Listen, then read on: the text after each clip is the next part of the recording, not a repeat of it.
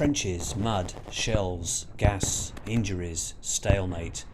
Mention the First World War and that's what comes to mind. But it wasn't always that way.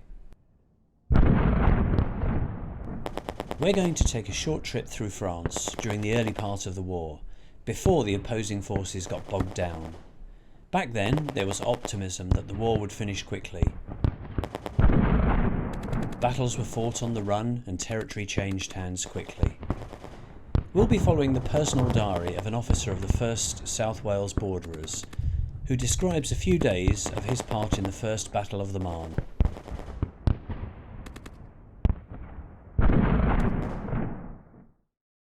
The German military had planned for a potential war for some time. After the Franco-Prussian War in 1870, Kaiser Wilhelm II asked Count Alfred von Schlieffen to produce a plan that would help Germany win a war on two fronts, against the Russians in the east and the French in the west. The plan, produced in 1906, assumed that Germany could force France to surrender within 6 weeks, the time it would take the Russian army to mobilise in the east. Under the plan, the German army would sweep through neutral Belgium, Luxembourg and the Netherlands and encircle Paris, leaving the French army cut off and not able to fight. As we shall see, things did not go according to plan.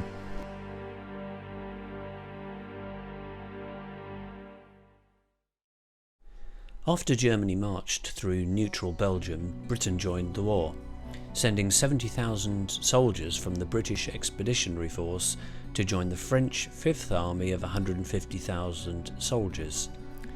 At that stage, it seemed that the Schlieffen Plan was going to succeed.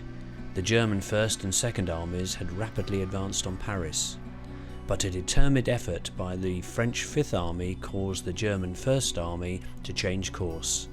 A gap opened up between the German First and Second Armies and allowed the French and the British to advance as far as the upper slopes of the River Aisne. I'm standing on the banks of the River Marne in a town called Nogent-l'Artois in France. Today it's a sleepy sort of place with picnic tables and places for boats to stop, but 99 years ago at about this time of year it was a rather different matter.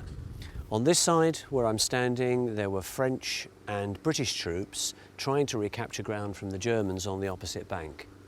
I'm going to be following in the footsteps of an officer from the 1st Welsh Borders, and he describes his time in the Battle of the Marne. He starts here in Nogent. He doesn't say much about it other than that they recaptured the bridge behind me from the Germans. He then moved north, so I'm going to be following in his footsteps to see where he went and what happened along the way. The British Expeditionary Force left Nogent and moved north, ending the day here at Le Tilleul, although he describes it as Le Toulet in his diary. They got off to a fairly bad start, being fired on by their own side.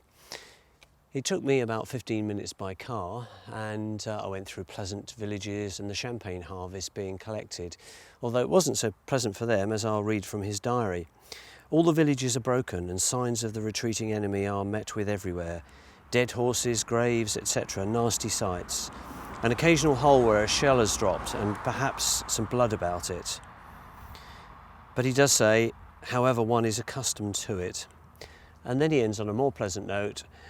A most excellent dinner which our interpreters managed to get. Bacon, tea, eggs and fresh bread, which we have not seen for some 5 or 6 days. Everyone feels much better.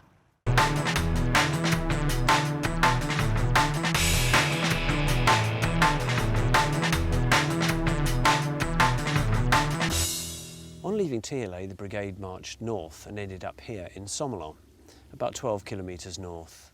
It must have been a fairly tough march because there are many hills in between, and they came under heavy fire at a place called Frise on the way, where one of the senior officers, General Findlay, was badly injured by shrapnel. When they got here, they weren't, however, treated to another good meal, and I'll read the entry from the diary. Find on our arrival at Sommelon that the interpreters have given us a very good meal. Bread, eggs, potatoes and jam, with 6 good bottles, as the French would say. Searched the farmhouse in which we fed and found a large washing tub. All hands on to boil water, and at 10 o'clock a glorious bath. I was exceedingly dirty, I am sorry to say. This is the town of Fère-en-Tardenois, and it's important in many ways. It's roughly halfway between the rivers Marne and the Aisne, and the Allies spent many months pushing each other forwards and backwards through this area. Eventually they managed to break through and put an end to the Schlieffen Plan, under which the Germans expected to end the war in 39 days and avoid fighting on two fronts. After that, neither side was able to gain much advantage, and stalemate ensued. They both dug into their trenches, and there they stayed for the rest of the war.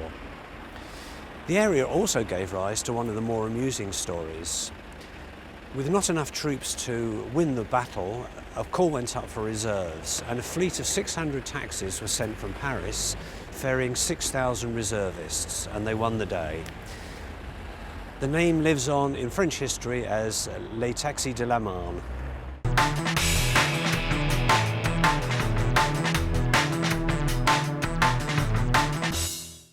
Much of the fighting took place in countryside like this. I'm about halfway between Moulins to my right and the south and Vendresse in the north. The author describes a battle in which they captured the hill behind me, and in the process his horse was shot in the head, although apparently the horse survived and continued. There was much fierce fighting for the following 2 days, and there were many casualties, including Major Jenkinson and Lieutenant Johnson, both of whom are buried nearby.